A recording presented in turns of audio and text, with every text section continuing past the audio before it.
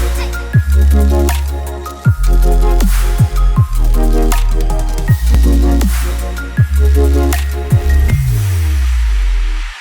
on se retrouve pour la rubrique C'est mon histoire. Aujourd'hui, j'ai le plaisir de recevoir un frère, un ami, Jonathan Bouchard. Hello Jonathan. Bonjour Evelyne. Tu vas bien? Très bien. Ça me fait très plaisir de t'avoir sur ce plateau parce que ça fait maintenant quand même quelques années qu'on se connaît et tu as un super beau témoignage. Et je vais te présenter rapidement. Tu es le fils de Bertrand Bouchard. Alors, si vous avez suivi les émissions de Prières inspirées avec Jérémy, vous connaissez qui est Bertrand Bouchard, l'évangéliste. Et tu as grandi dans les traces de ton père. Tu as grandi, tu l'as accompagné dans les événements d'évangélisation. Tu as vraiment grandi dans une famille chrétienne. Tu as vu Dieu à l'œuvre dans ta vie, dans la vie des autres pendant pas mal d'années de ta vie. Mais malgré tout, tu ne connaissais pas réellement le Seigneur. Tu as vécu des miracles dans ta vie même. Ta maman était diagnostiquée stérile.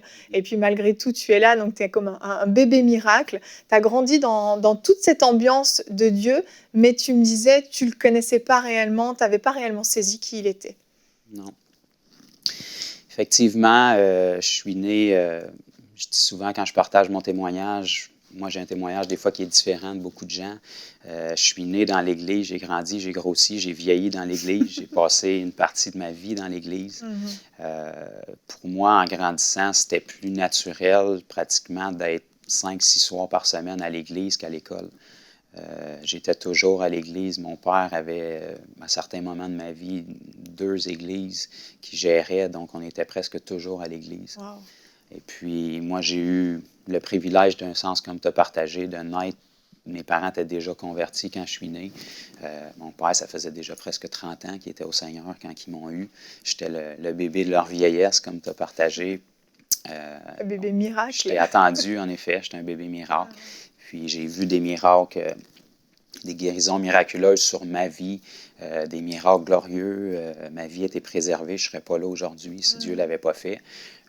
Naturellement, c'est parce que la foi de mes parents me permettait de bénéficier de ces choses-là, parce que mes parents ont prié pour moi. Mes parents m'avaient enseigné dans les voies de Dieu. J'ai eu des parents extraordinaires dans le naturel. Ils ont tout donné ce qu'il y avait pour moi. Beaucoup de gens n'ont pas ce privilège-là. Moi, je l'ai eu.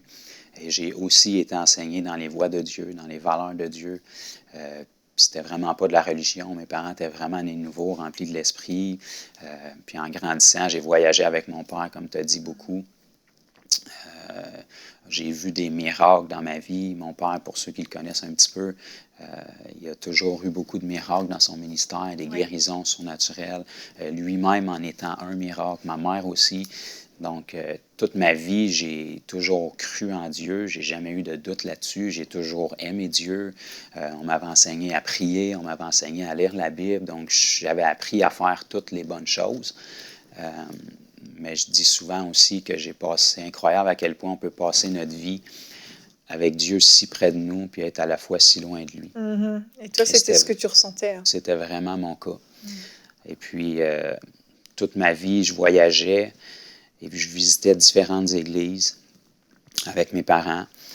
Mais ce qui a toujours resté, puis ce que je peux partager aujourd'hui avec le recul, puis je le dis avec grande tristesse, c'est que même parmi les églises chrétiennes, des gens du plein évangile qui aiment le Seigneur, j'ai visité plusieurs églises dans ma vie avec mon père, mais toute ma vie, encore aujourd'hui, je n'ai aucun souvenir d'avoir vu quelqu'un de ma génération né de nouveau dans les églises.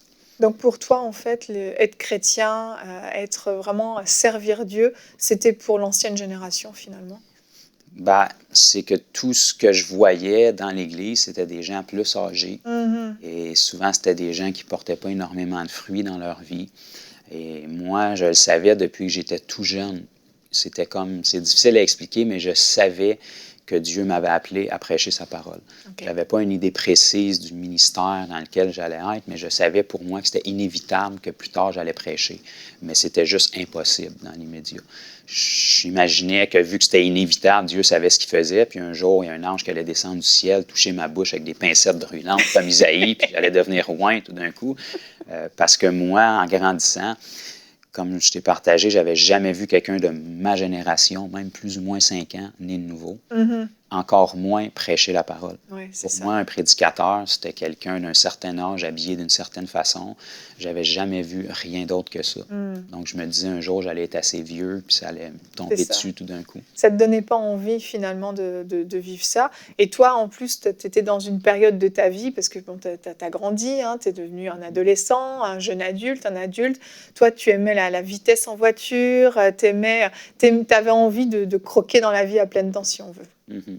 Mais en fait, à cause de mon éducation chrétienne, tous les gros péchés apparents, si on peut dire, que je savais qu'ils étaient mal, je ne les faisais pas. Donc, aux yeux des gens, je vivais mieux que les gens dans le monde qui ne connaissent pas le Seigneur, puis même mieux que plusieurs personnes dans l'Église du Seigneur. Mais malgré ça, je ne connaissais absolument pas le Seigneur.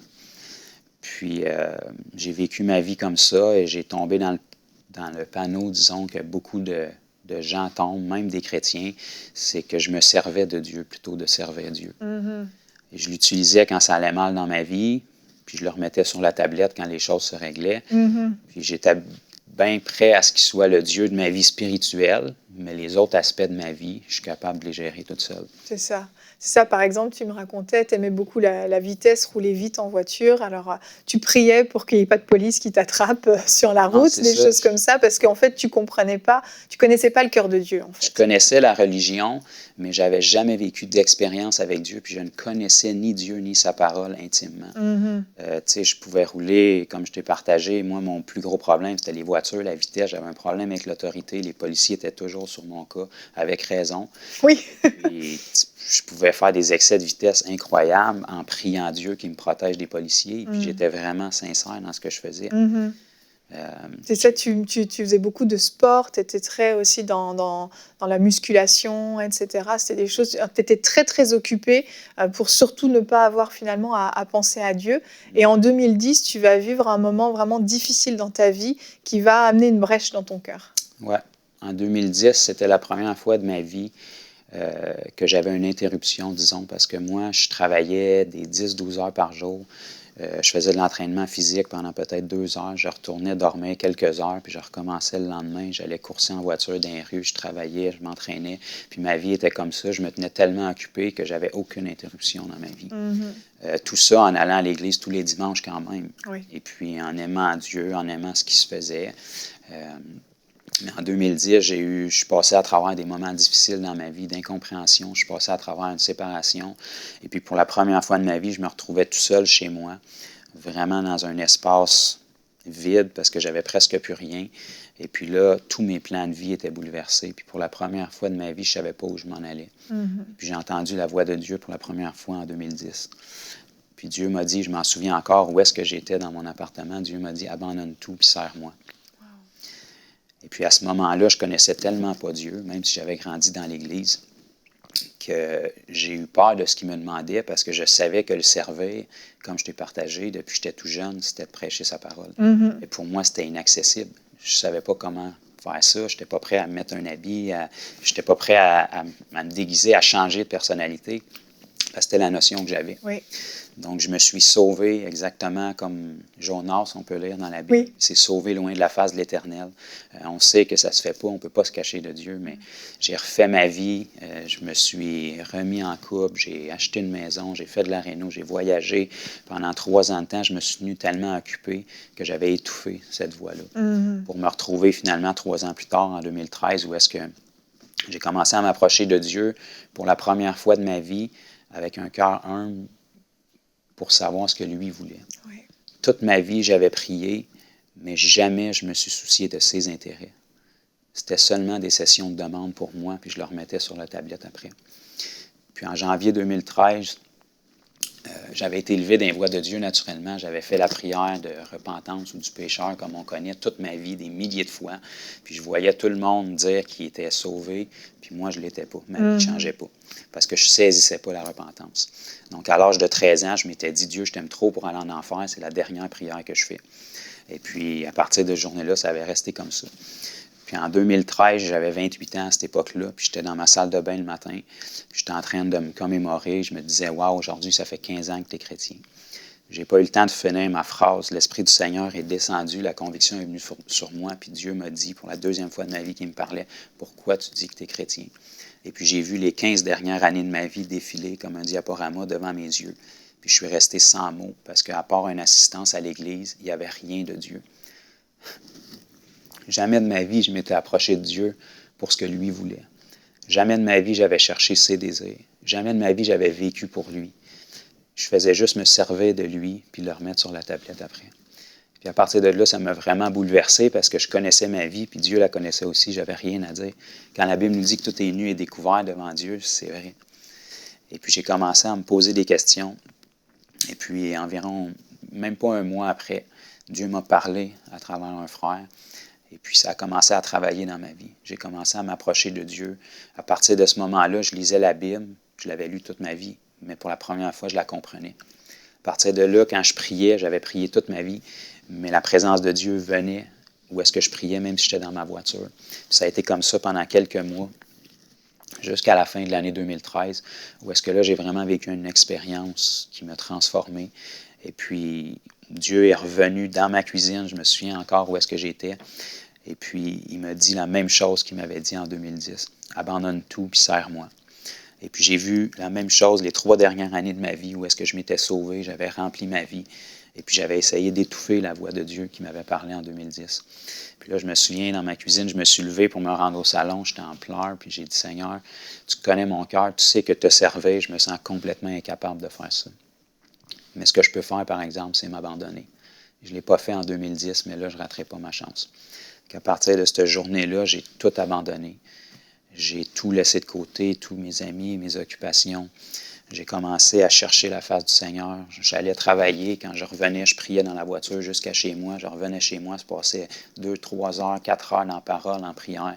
Puis j'ai fait ça pendant des mois. Wow! Puis environ 1 mois et demi après cette rencontre-là avec Dieu, j'ai été baptisé du Saint-Esprit. Dans mon lieu secret chez moi, la puissance de Dieu est venue sur moi. J'ai senti une chaleur dans mon cou, mes trapèzes, j'ai été rempli. Je me suis mis à parler en langue vraiment intensément.